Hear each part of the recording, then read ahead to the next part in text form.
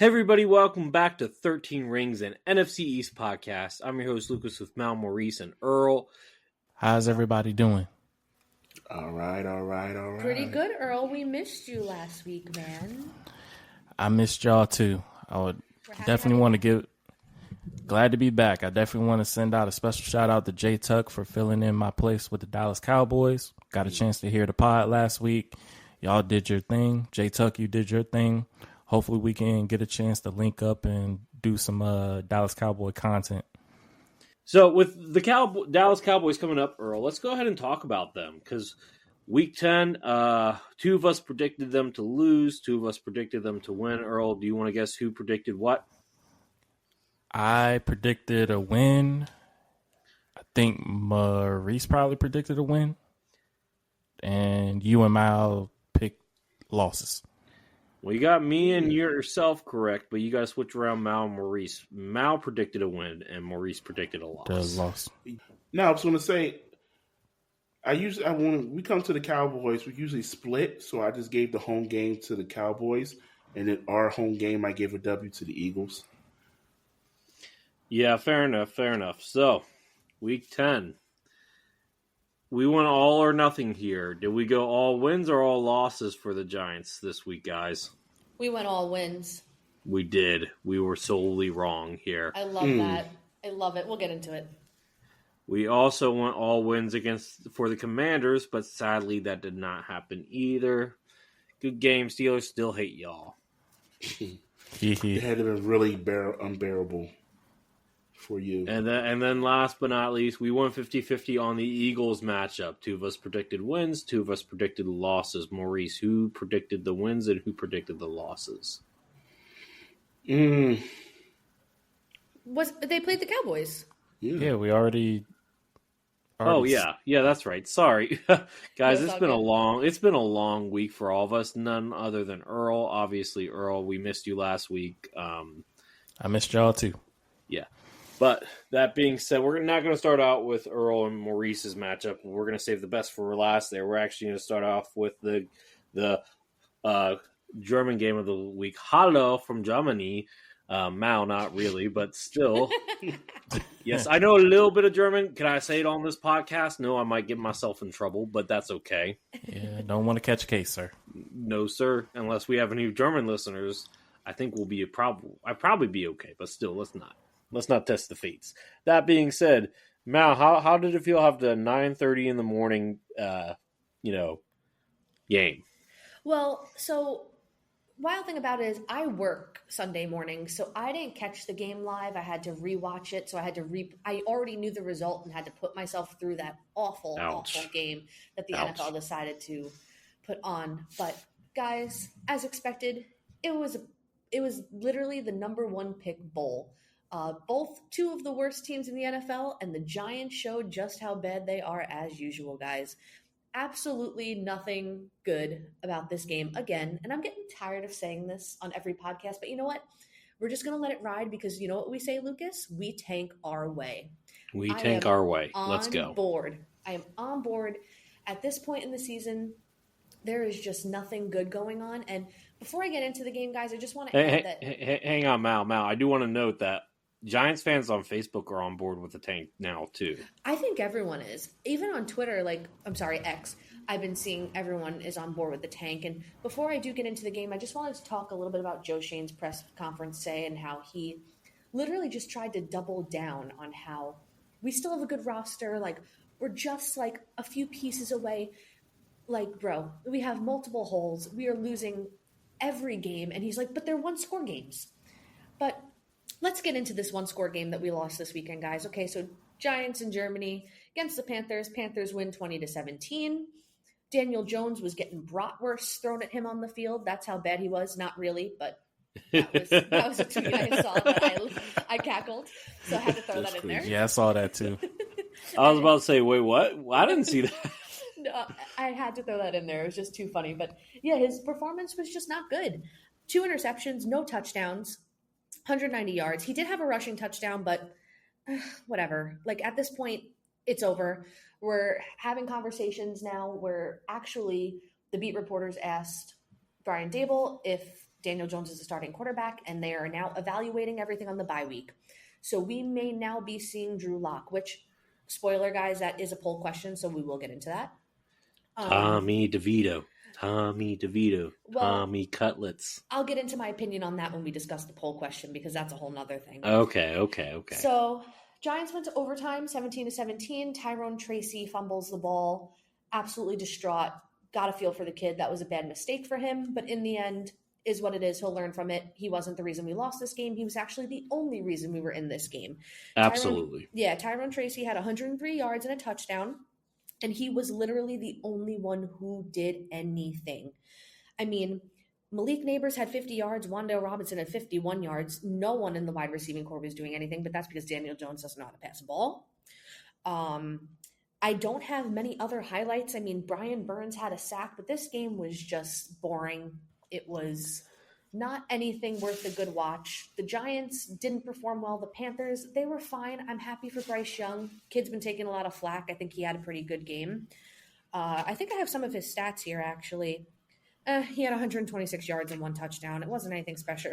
One thing I will say, Chuba Hubbard had 153 yards and 1 touchdown. He was gashing us in the run game. He is one of the best runners this season, which is kind of surprising because he was considered like a low-end backup when they first got him. So yeah, shout out to him. Yeah, for real. He had a stellar game, and he's having a really good season. But, Joe Schoen emphasized how, we need to stop the run. We are getting gashed on the ground this year. You name the running back that plays against us, they are having a career day. Nothing has been addressed against the run game. I just don't know what's going on, but Giants are in a really bad spot.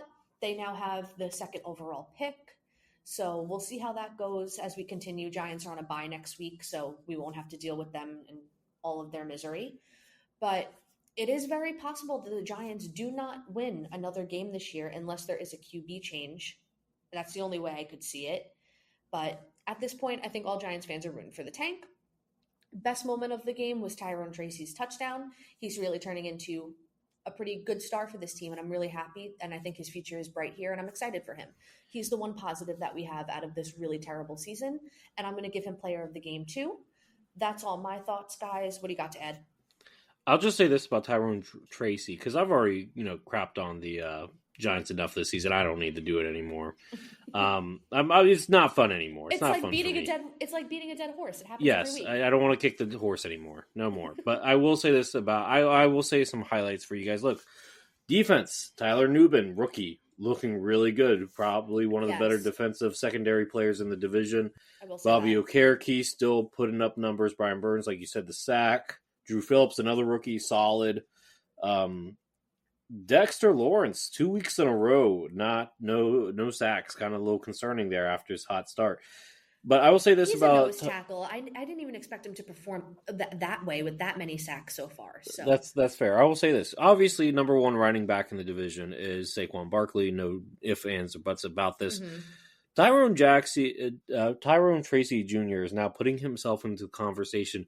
Who's the number 2? Is it Brian Robinson, who, to be fair, has been injured like at least 3 games, has missed 3 games this season due to injury? Or is it him? And I think there's a legitimate argument there. And as a Commanders fan, I hate to say that, but it's true because like Tracy has been really turning it up, and shout out to him. Yeah. Sadly, Bryce Ford Wheaton did not play this game. He was out.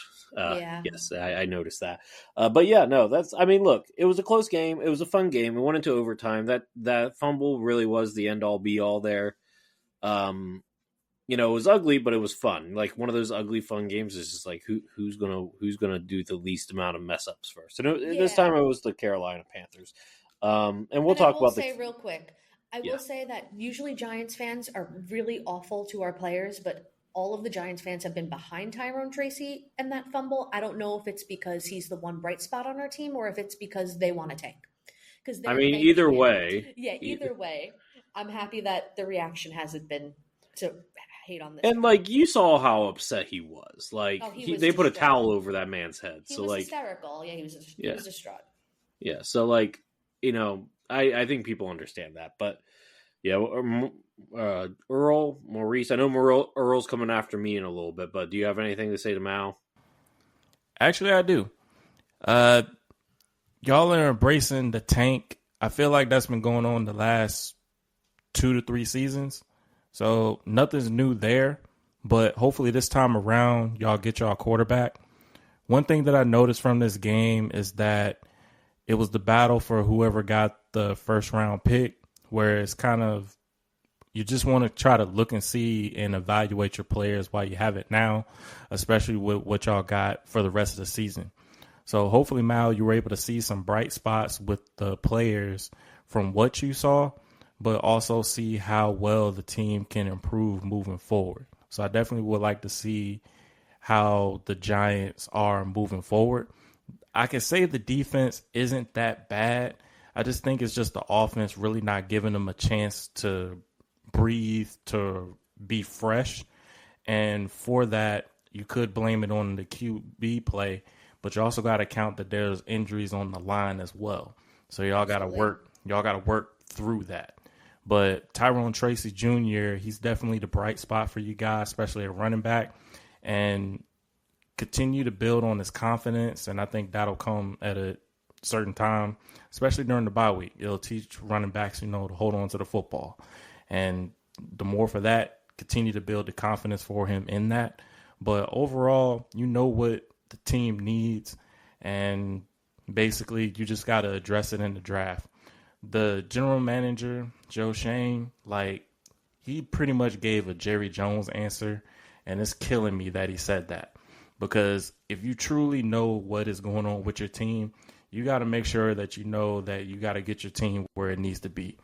And Mal, I was wondering, where do you think the Giants team as a whole within their culture is? What can you ask that again? I'm sorry. Oh, you're good. I was asking, what culture do you think the Giants team have? What culture? I mean, a losing culture. That's for sure.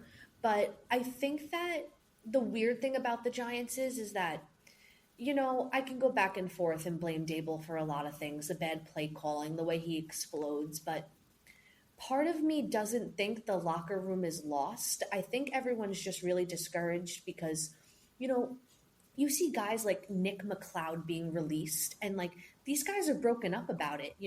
They're all really close friends, and they show that they care about each other, especially when our beat reporters are interviewing them after games and they're sitting by their lockers with multiple players having conversations. And I think that stems from some of the captains. Dexter Lawrence takes accountability for the defense a lot of the time. And I think that right now they just know that Daniel Jones is most likely not going to be a part of their team anymore. And you can tell that.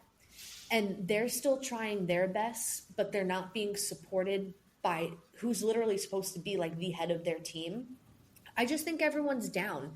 I think we need to reevaluate their culture after we kind of really fully get the missing pieces that we do. But I don't think they're a lost team. I just don't think they have it together. That's just my honest opinion. Mal, let me ask you a follow-up question then. Mm-hmm. You don't think that Dable's lost the locker room, but continuing to play Daniel Jones, is that the way that he is going to lose the locker room? No, because I don't think that I don't think the guys can be defeated any more than they are right now based on their responses. I think that no matter what, it's going to be the same situation because they already know they don't have a chance this season. So early on, they already know, and I think that doesn't really matter. I don't think Daniel Jones will play the rest of the season. I think we might have seen Daniel Jones's last snap as a Giant officially this week. Well, we'll talk about that more. as well. Yeah. Maurice, any quick add-ons before we move on? Yeah, just to tag on what Earl was saying about Tracy. Listen, he had a really bad mistake. Really could have changed the game, if not won the game for the Giants. He's still going to be a talented player. He's a rookie, and what I could say the same thing about another rookie in Washington who kind of made a bonehead mistake. Lucas will get into that shortly, but wait a second. He did not have any mistakes. The people around him did, but we'll talk about it. We'll let him finish. Let him finish. Yeah, I'm just saying Rookies are going to make mistakes. I still think he has a bright future as their number one running back. So, you know, at this point, you can't be that mad your team didn't win. At this point, you gotta look towards the future. Yeah, I'm not mad. I ain't mad. Dun, dun, dun, dun, dun, dun, dun. Do your thing, Giants. Tank your way. But Lucas, I think we're all finished up with the Giants. Let's get into the Commanders. Do we have to? No, I'm joking. It's not like last season when I dreaded talking about the Commanders. No, whenever we played, especially good teams, we lost this game. 28-27. It was a close game. Look, it was a really close game, and there were just a few key factors that swung it in this, Steelers' way. Look, we can say that next man up, but when you're missing your starting running back and your starting right tackle, it does make a difference. That does not, and your backup tackle for him too. He was out, so you're on your third string right tackle at that point. That you know what, they didn't even that wasn't even the big deal here because JJ Watt didn't even get is it JJ or TJ? TJ Watt didn't even get a sack. So shout out to the offensive line there. Joe. Hold up. Who's the center? Not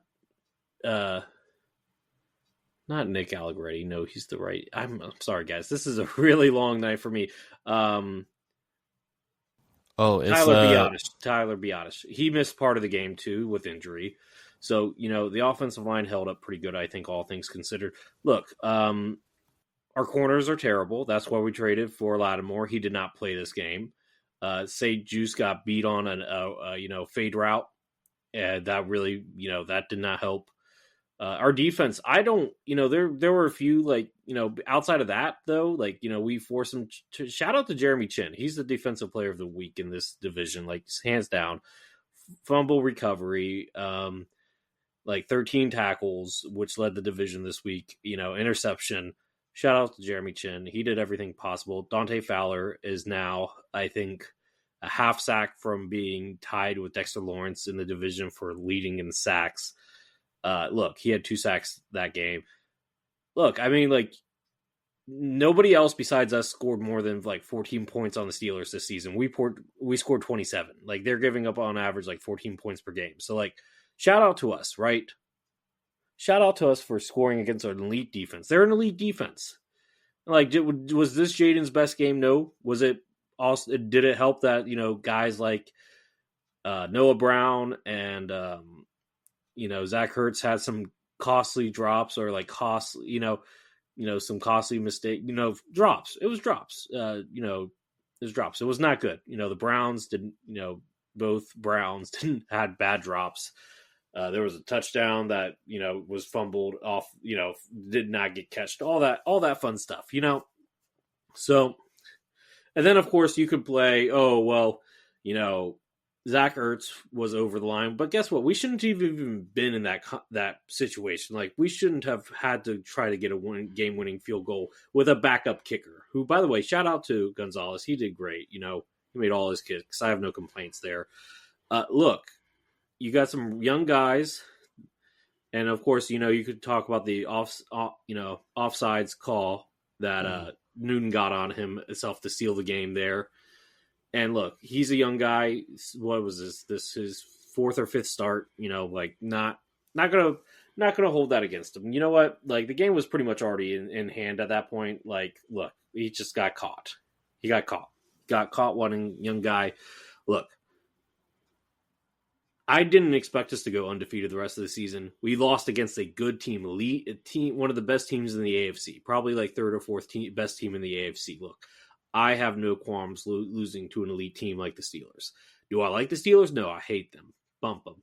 But, it was going to be a tough game. We lost by 1 point. I ain't going to cry about it. Player of the game for me is Jeremy Chin. Hands down. So, okay, Earl. I'm ready for it. Oh, no. I understood everything that you talked about. I get it. But it brings to my question, with everything that took place with what Washington was able to do, Do you feel like you can support your quarterback through adversity? Yeah, look, I don't think. I mean, Jaden made what would he pass, like 50% of his passes, right? Let's pull up his stats real quick, shall we? Shall we pull up the stats just to make sure we got? This is a bad game for Jaden. By the way, this is quote unquote a bad game for Jaden, which I would still say is pretty good compared to most of the quarterbacks in the NFL. 17 for 34, 202 yards, no touchdowns, no interceptions, no fumbles. Had 3 rushes for 5 yards. That's the other thing. Shout out to Steelers defense. While they didn't really, I think they only sacked him like 3 times. Yeah, they sacked him 3 times, but they didn't allow him to use his legs. I will say there was a call at the end of the game. It was a design quarterback draw.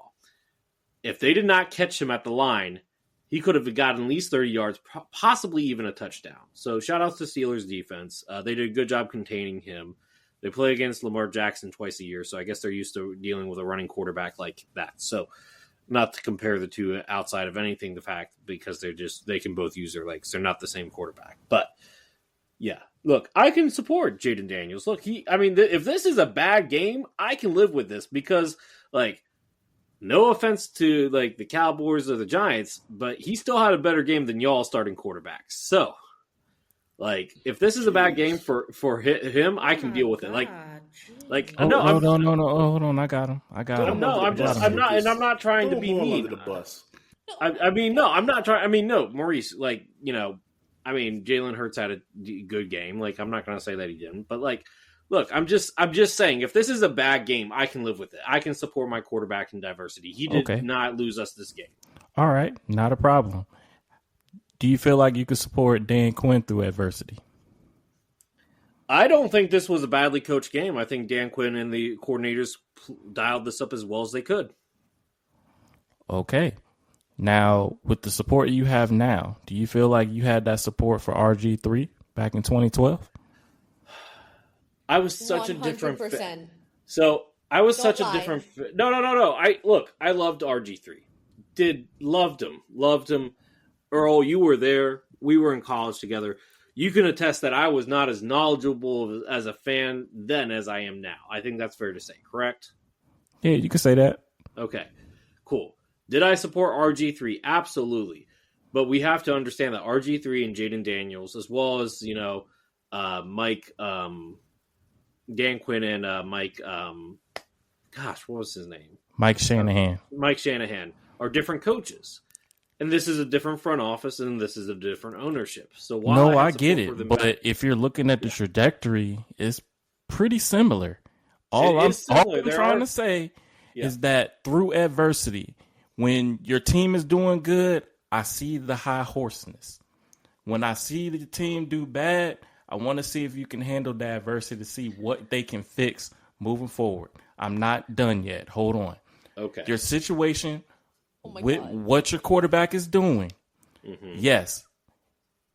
First year. I want to see how he does second year. Do you have that adversity for him when he goes through it? The third year. The same thing there for that as well. Because you can say this now, but if I look back, I don't think you had that same type of appreciation for RG3 even through his lows. Whoa. I'm to the point now of seeing how well you have your team now, where you believe in this team, especially through the highs as well as the lows. Okay. Let's be clear about RG3 because obviously we were not doing this podcast back then. And like I said, I was a different fan back then. But let me be clear, and I'm pretty sure I remember this correctly, is that when it came to RG3, I wanted RG3 to be great. But when I saw, because you know that I've had knee issues just like he did. I had to get knee surgery. When I saw how he was playing after that knee surgery, I could tell that he was not going to be the same. Okay? I could tell. Ultimately was proven right, and obviously there was a lot of things going behind the scenes too, with the Shanahans and ownership and all that stuff. So let's keep that in mind. But you are fair. If I don't have the same energy for Jaden Daniels in year 2 or 3, please call me out. I will do that. But at the end of the day, right now, I still got that. Despite us this loss, and this was, like I said, Like, there's no moral victories, but if we played a team that's this deep, like this much of a contender in the AFC this well, I'm okay with it.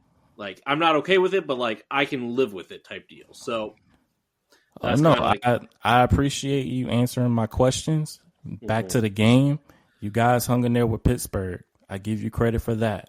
And for me, I know my dad's a Steeler fan, so well, you kind of know I was repping my dad with the Steelers. But at the same time, you guys hung in there with those guys, and respect to that.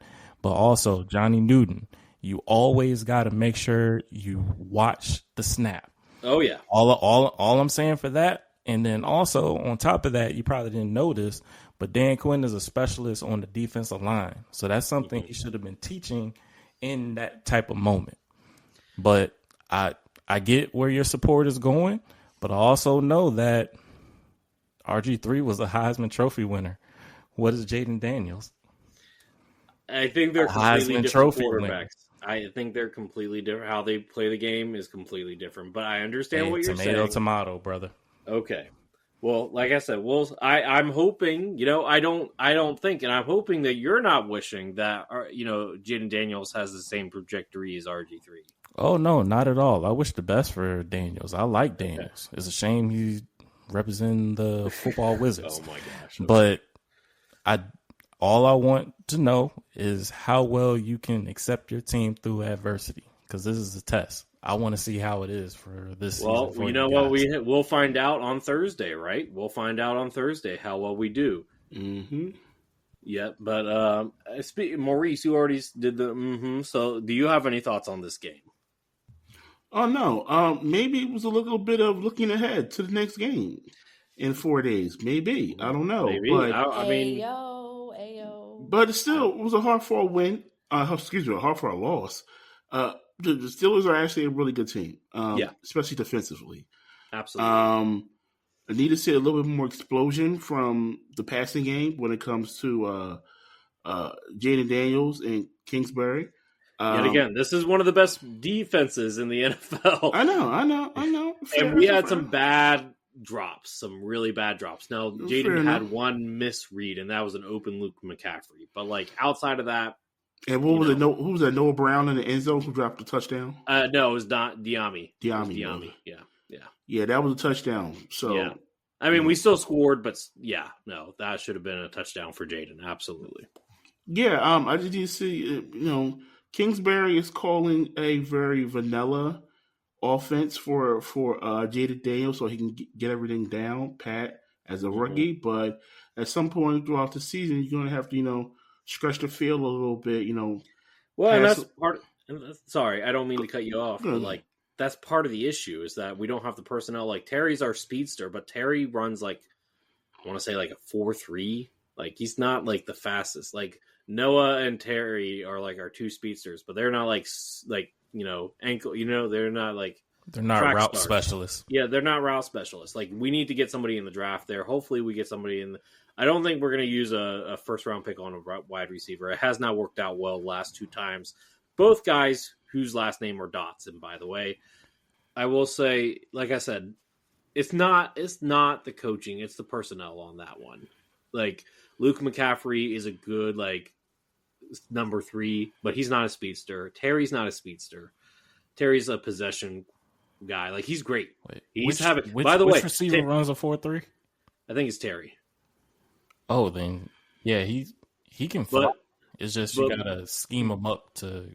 Well, the other thing is Terry's almost 30. He was running a 4.3 and coming out of the combine. I don't know if that's his current speed right now, but I will say Terry's leading the division in receiving yards and top 3 in the NFL in total receiving yards this season. So, Terry's putting in work. So cool. but like I said. There are deep passes that should be touchdowns if Terry had just a little bit more juice. Same thing with Noah Brown, but they just don't have that, separation speed. They can't make enough separation to, not get tackled after the catch. Well, Noah Brown is a possession receiver, so you're basically deep threats is McCaffrey and McLaurin. McCaffrey's not a deep threat. He's not a fast runner. He's like a 4.4 guy, I think. That's fast, Lucas. When you're in the 4.3 and 4.4, that means you can fly. Anything from a 4.5 to a 4.6, you're slower than normal. Well, actually, I run a 4.2, so. Oh, of course. Yes. Go ahead, man. Yeah, there you go. I ran a 4.36 before I got hurt. Earl, I'd probably tear my hamstring trying to run a 4.2, just saying. You know, that was one thing my dad always said growing up. He's like, these offensive linemen can run faster than the average man. I'm like, okay, that's probably true. I mean, for their size, it's possible. They can run like a 5.3, right? Probably most. Anyway, we're getting off track here. Mal, any thoughts on the Commanders game? Yeah, no, I mean, listen, tough team. Steelers are really good. They annoy me, but whatever. Russell Wilson, really doing well there. Mike Tomlin, just a good coach. Nothing we could do about it. But, no, I mean, you guys covered really everything. I think that I didn't see this as a terrible loss for you guys. I saw it as a winnable game that you It was a winnable lost game. on your own. Yeah, like there was things that you could have done that you could have won that game. But and that's just a young, inexperienced team. Yeah, hindsight is 20/20. Record's still 7-3. You go into the Eagles next week to potentially go for first place. I think you're in a pretty good spot. I wouldn't sweat it too much. Yeah, we will see on that. But speaking of the Eagles and now the Cowboys, I give it to you, gentlemen. Let's go, guys. I'm gonna let you do your thing. Earl, do you want to go first or want me to go first? You can rock it, bro. GG's, by the way. Oh, thank you. I think you have a little bit more to say, so I guess I'll start. So, Philadelphia Eagles went down to Dallas, and they won 34-6. Not much really to gloat about. I mean, we knew Dak wasn't going to play. Dak is officially out for the season with a torn hamstring. Prayers up. Get well, Dak. Yeah, speedy recovery, Dak. No matter how much I am a fan of the Philadelphia Eagles and want to hate other NFC East teams and the rivalries and all that, I never wish for injury. Never. So, yeah, praise him. So, I mean, you went into this game facing Cooper Rush. I actually thought they had a better chance, and I tweeted this. I actually thought they had a better chance with Trey Lance simply because of his mobility. He can get you some yards out of the pocket. Rush ain't going to do that. So they stuck with Cooper Rush for most of the game. Statistically, not really much to go through here. I mean, it was a beatdown. It was a whooping. One thing to note is Jalen Hurts, after 4 games, did have 1 interception, 1 fumble loss.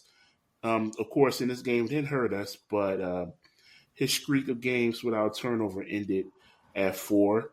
But you saw another one. 14 for 20, 202 yards, 2 touchdowns, 1 interception. He was sacked 5 times. I'll give the Cowboys defense a little bit of credit there. With Michael Parsons coming back, their defensive line showed some promise.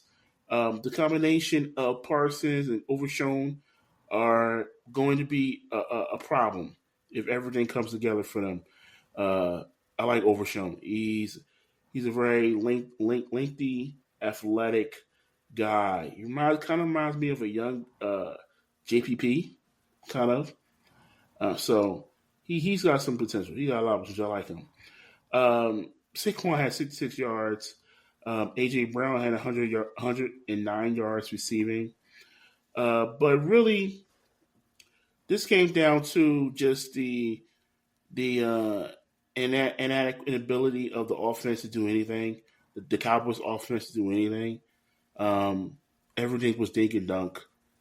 Really nothing offensively they can really do with Cooper Rush. This was a beatdown.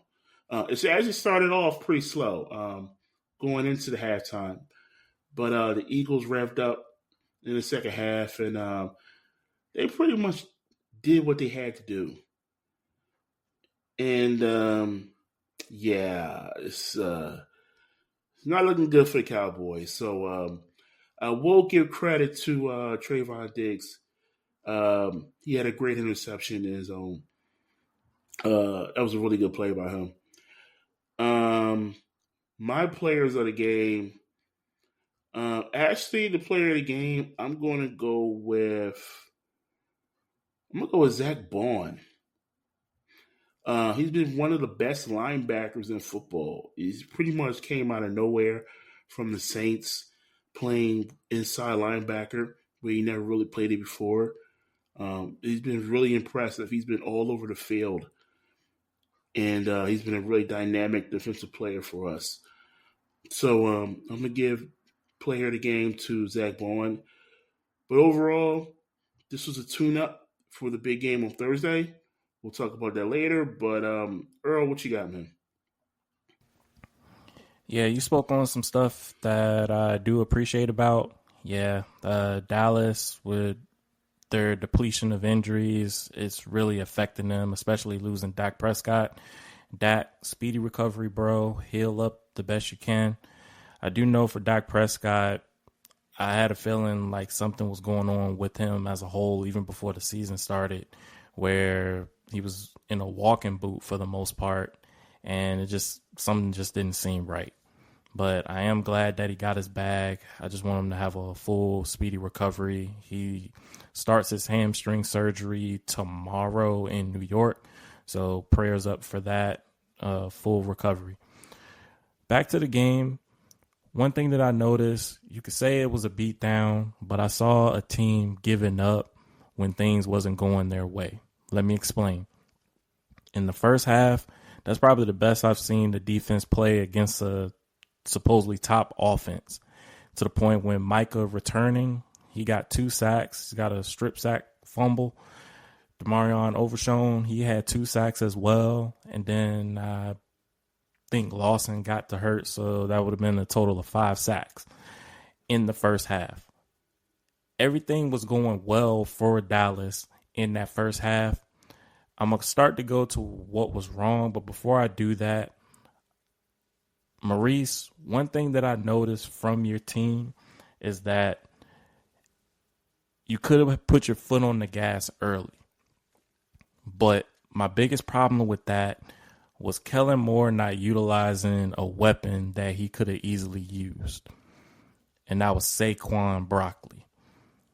Kellen Moore, you are an idiot, sir. You're in the Reds. Wait. To be fair, the Eagles are one of the highest rushing teams in the NFL. I mean, compared to what Kellen Moore's reputation is, they've actually rushed the ball pretty good amount this season.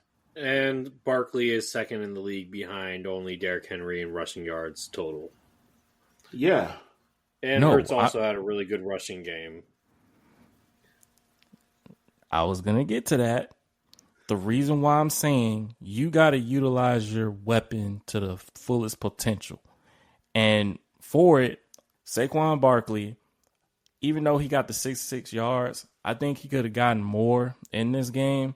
And it's just some things where Kellen Moore, yeah, he may have one of the top ranked offenses. And I've seen this before. But I also know in the end of the season, stuff start to change. But for this game alone, I knew he was licking his chops because he wanted to prove that I wasn't the reason Dallas was failing at the point that he was doing. So my biggest thing is, yeah, you had a top running back that was pretty much second in the NFL, but there was a red zone pick that shouldn't have happened, where if you run Saquon at that point in time, who knows, you probably would have scored. But that's coulda, woulda, shoulda. One thing that I noticed from this game is that Dallas could have done more in this game, but it was more of the mistakes to catch up to him. And that's what happened with what went wrong. There was 5 turnovers that clearly shouldn't have happened. There was a fumble on the snap with Cooper Rush, and then it was a strip fumble where I don't know why Terrence Steele decided to pick up the ball and try to run. It looked like something out of a Flintstone cartoon. And yeah, it was just bad. But Ezekiel Elliott fumbling at the goal line, his first touch of the game, fumbling at the goal line. Jake Ferguson, yes, it was critical because that would have put Dallas ahead, but they came out with no points. So there was times Dallas was in this game, and if things would have went their way, who knows, it would have been a different outcome. It would have been a lot closer. And I'm a firm believer when the defense is playing the way that they are, Dallas, they can win the game if things work out in their favor. And this was probably the best first half I've seen the team play, especially with the defense. But the offense kept coughing up the ball, and it started losing confidence towards the end of the game. That second half was, as I've seen for the most part of the season, but even at that point, you really just, I think the team just, at some point in time, they quit on McCarthy. And I feel like McCarthy is not doing what he can to gain the confidence within the team, where I feel like he's losing the team. And I do believe this might be his last year as the head coach, because I'm starting to see a disconnect within the team as a whole. And I believe for that, they're going to be looking for a new head coach. Another thing that went wrong in the Cowboys game was just the switch between Cooper Rush and Trey Lance. It was like you put one quarterback in, you put one out, you put another quarterback in, and then you shake it all about.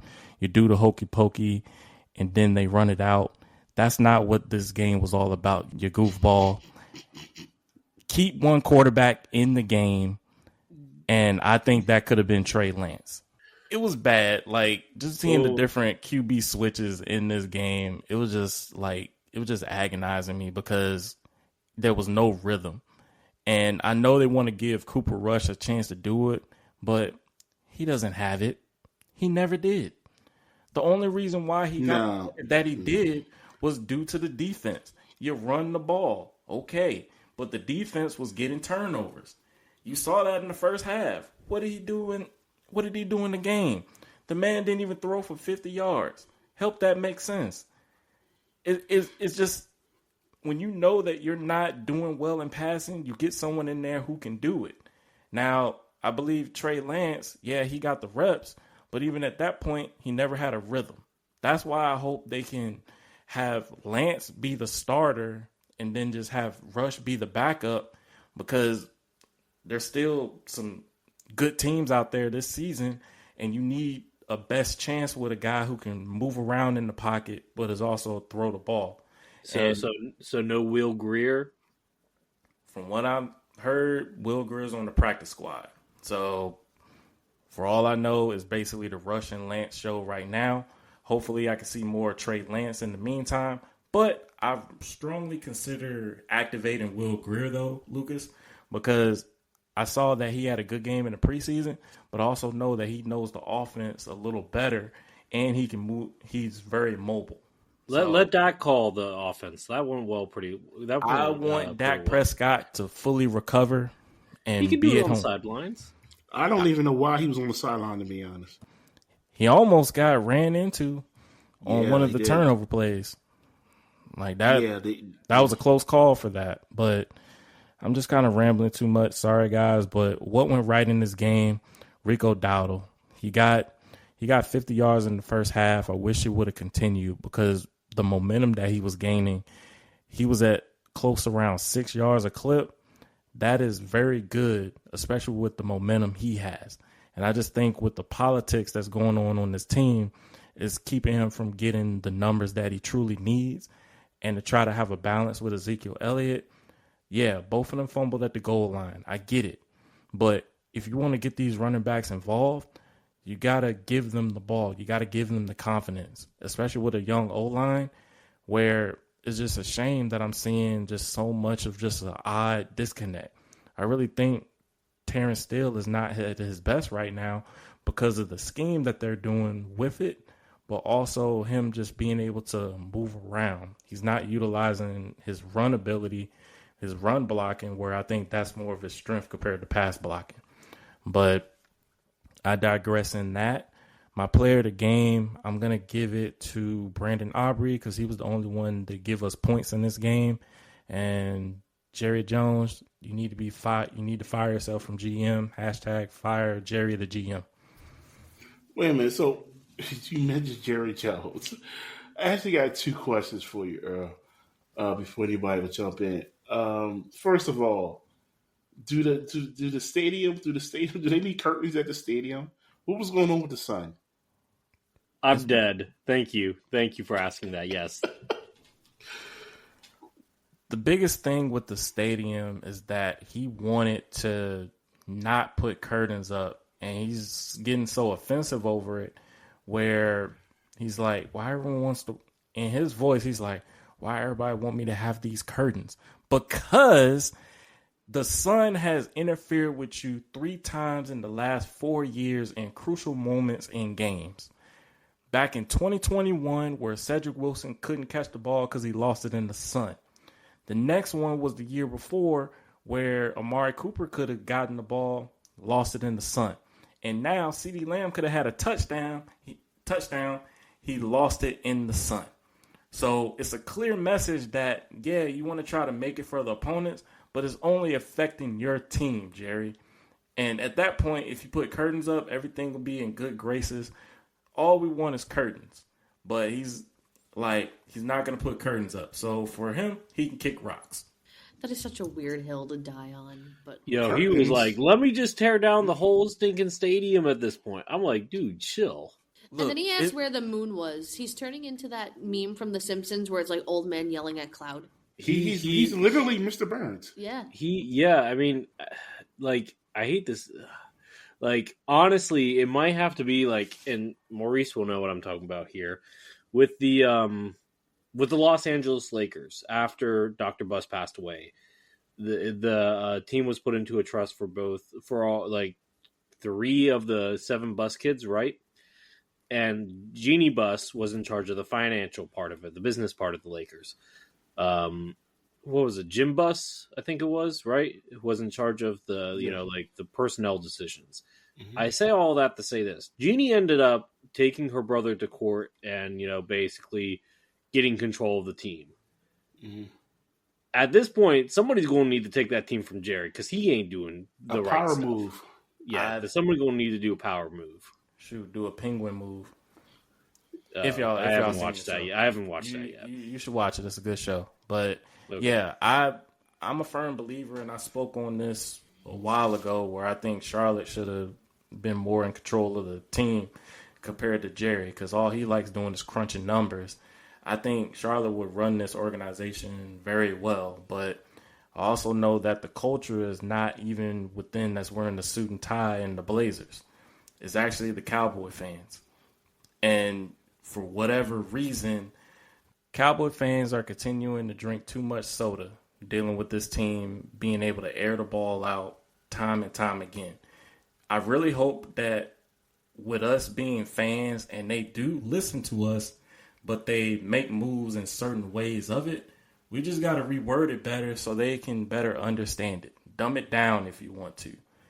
I really want to challenge Cowboy fans to go back to look at all the success that Dallas had beforehand, where in the 90s, what was the thing that got them where they needed to be?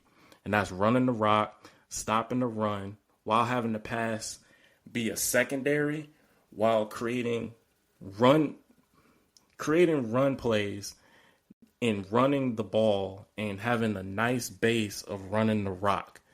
And that's going to help your team. It's going to keep the defense fresh, and is going to have a lot more success compared to airing it out. But Cowboy fans, y'all, we're the culture. We're the culture of this team. We just got to be able to word things differently, because I believe this team is lost its way due to airing the ball out and just Jerry Jones as a whole. We got to put in the right culture to help this team, because Dallas, yeah, they were one of the latest teams to join the NFL, and we're pretty much dominating that for years.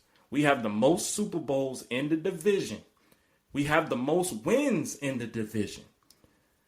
This is our division. We run this, but right now we're not running it.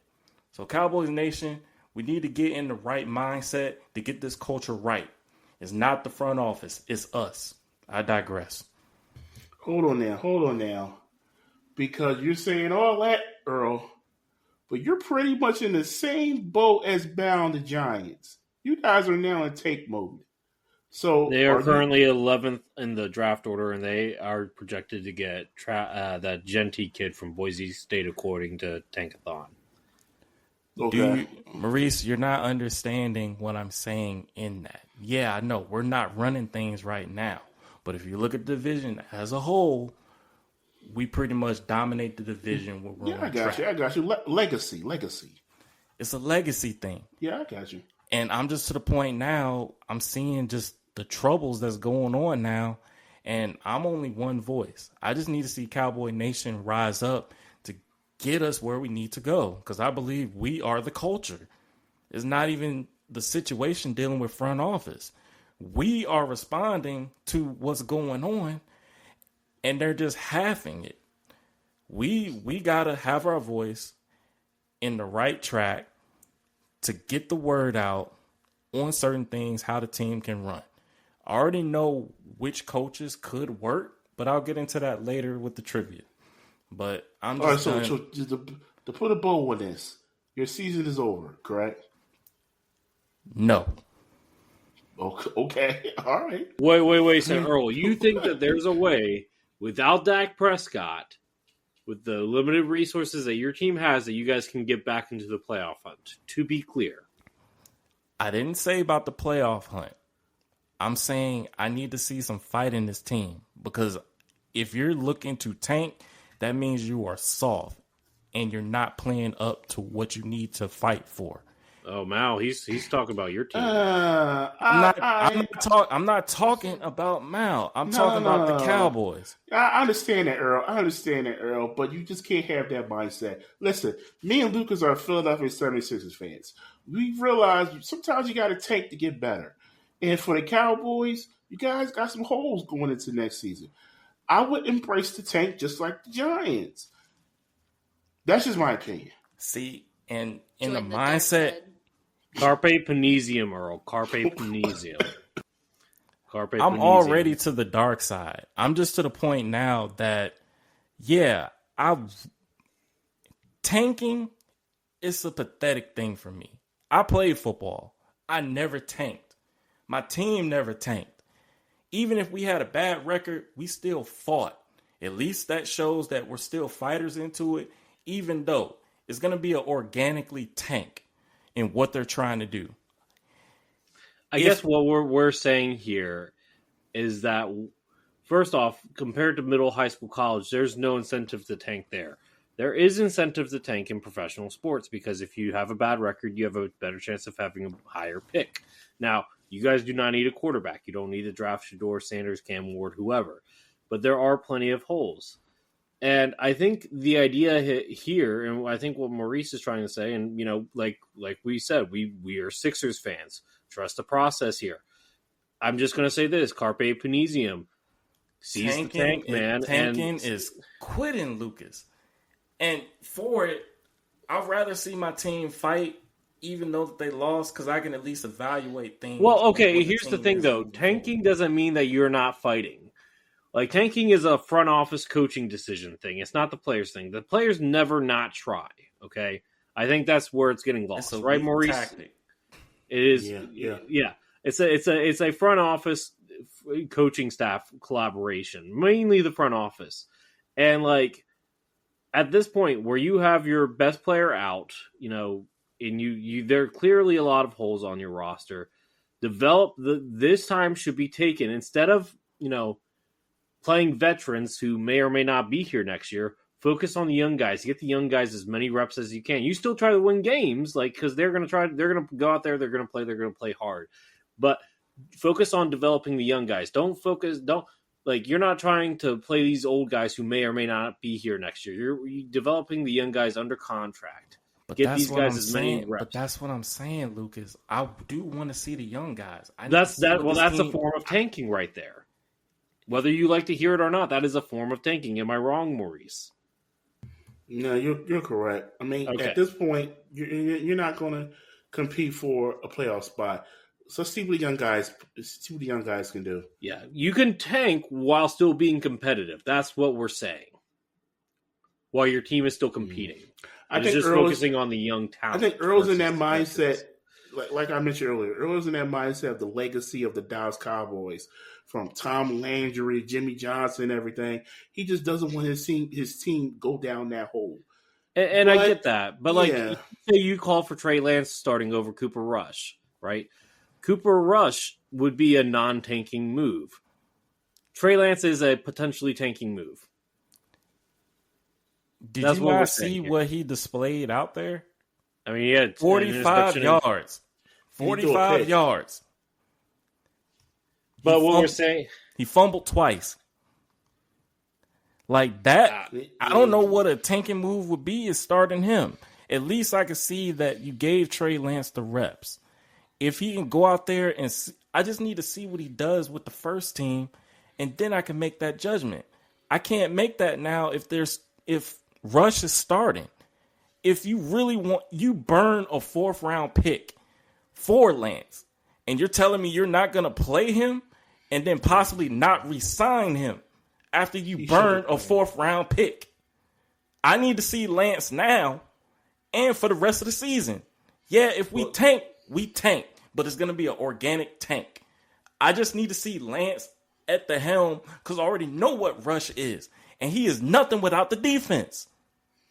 Yeah. I mean, either quarterback you're pretty much taking. Both of them are not really that good at all. But I think it's time we move on. yeah, let's go ahead and move Please. on, right? Please. I think who's up next? Mailbag. Mailbag. We did not have. I don't think we had any responses to the mailbag today. That was partially my fault, guys. Listeners, I apologize. I did not get it out until much later than normal. I do apologize on that. Did we get anything, Maurice? No, but going forward, the mailbag will be posted on Wednesday personally by me. So everybody will have at least 6 days to, get in their mailbag questions. But with that said, though, I do have a question. Okay. At least for Mal and Earl. And this question popped up in my head because after Sunday's game against the Eagles, Michael Parsons has made a comment towards his coach, saying that, and I'm paraphrasing because I don't have the quote in front of me, basically saying he hasn't been here long enough as some of these guys like the veteran guys on the Cowboys team. And it kind of came off as a little disrespectful. So with that said, my question to Mal and Earl is, did Brian Dable lose the locker room, and did Mike McCarthy lose the locker room yet? Yeah, he lost it around the time of when the Saints game happened, and that was week 2. That's crazy. Yeah, because when you see Dallas is setting records at home for the most losses with over 20 points. They haven't won even before the wild card game against Green Bay. Green Bay broke us, and apparently we can't win at home. So at that point, it's just not having your team well prepared to go out and fight in the war. And right now, with the depletion of injuries as well as just the disconnect with some of the players, yeah, I think they're ready for a new scenery and moving on from Mike McCarthy. And I noticed that from certain times in the games. I noticed it in the San Fran game as well as this game right here, especially the Detroit game. So you're playing for your being, but also with what Micah said, I don't think he was trying to throw McCarthy under the bus, but yeah, it was really disrespectful in what he was saying. But as a whole, yeah, you butt heads with your coach. But he also probably knows that McCarthy might not make it past this season. So yeah, I think he lost the team. Well, Mal, welcome back. We lost you there for a Sorry, minute. guys. Yeah, Maurice, can you just tell me the question again, and then you could edit it out, Lucas, like it never happened? Yeah. You've been dropping in and out actually a lot. I don't by know the what way. the heck is going on. Do you have a good internet connection? Now I do. I had to reboot Okay. my router. Okay. Good now. Okay. My question was, do you think Brian Dable has lost the locker room yet? I don't know. I don't think so. I think that the whole locker room's lost in general. But I don't think... I don't know. We'll see as time goes on. I honestly just... I don't know anymore, guys, about the Giants. Like I said, I got nothing to say about them. I'm in full embrace the tank mode. Fire everyone, fire no one. I don't care. I mean, we talked about this. I think it was last week or 2 weeks ago. your owner Mara has already said that he has confidence in Dable and Joe Shane. Well, we'll don't see see if that. that Adam Schefter is not so sure on that. He has said that multiple times. I think that was a little premature. We'll see. Yeah, we'll see what happens. All right, so back to you, Earl. Who's that player?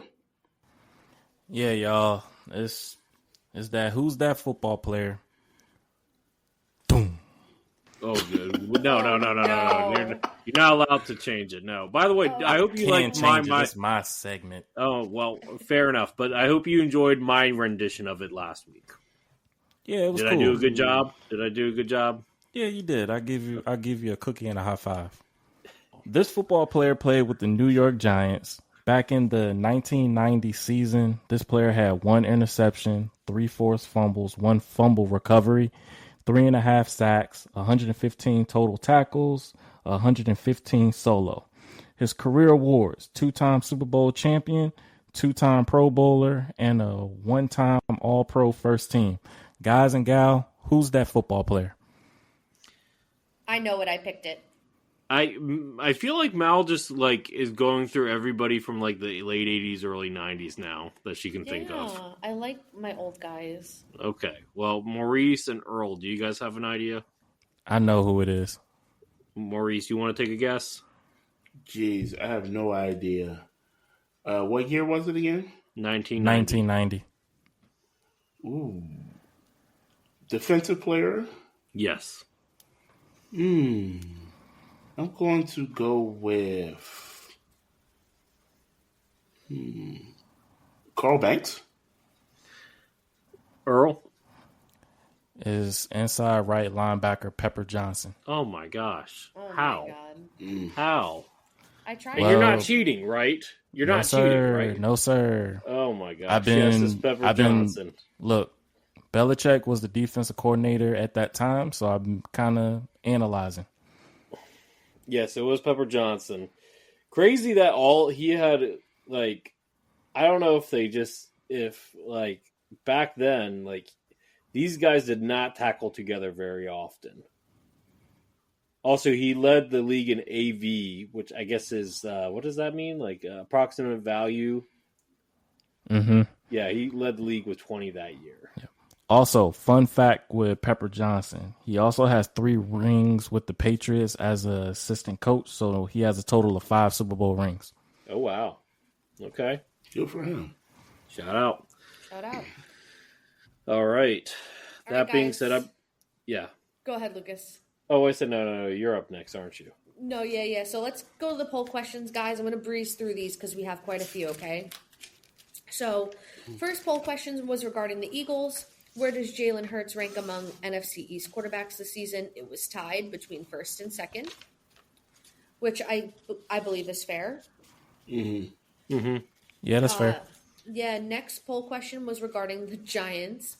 Giants fans, what path should the Giants take to find their franchise quarterback? Draft one, sign Sam Darnold, or develop Tommy DeVito? Most said draft one, as I would hope they would say. Okay. Can I just make the case for Sam Darnold here real quick? No. Because no. No, he's having a really good season. I know last week he didn't have a good game, but overall he's having a really good season with the Vikings. The offensive system. New York Giants draft your franchise quarterback. Okay. Yes. All right. They have to go the same route as your team, Lucas. You have to. Yep. You have to start, with a franchise quarterback. I mean, they already have most of the other pieces already. Yeah, but let's not do a Commanders? rental in Sam Darnold. No, the Giants. We don't need The that. Giants are set with the defense. They just need to get a quarterback to be able to help out the offense. And they just need depth on an offensive line and maybe 1 or 2 more wide receivers. Actually, I don't even think they need more wide receivers. I think they just... No, their receivers are good. They just need a quarterback that can get them the ball. Yeah. Side note, I have no idea what happened to Jalen Hyatt. He played well this game. Yeah, he did. He had 41 Over the season, yards. though, I mean... Oh, yeah, no. Brian Dable just does not like him. Look, if you get a quarterback like Shador or Cam Ward, I think Cam Ward would be a good option for you guys.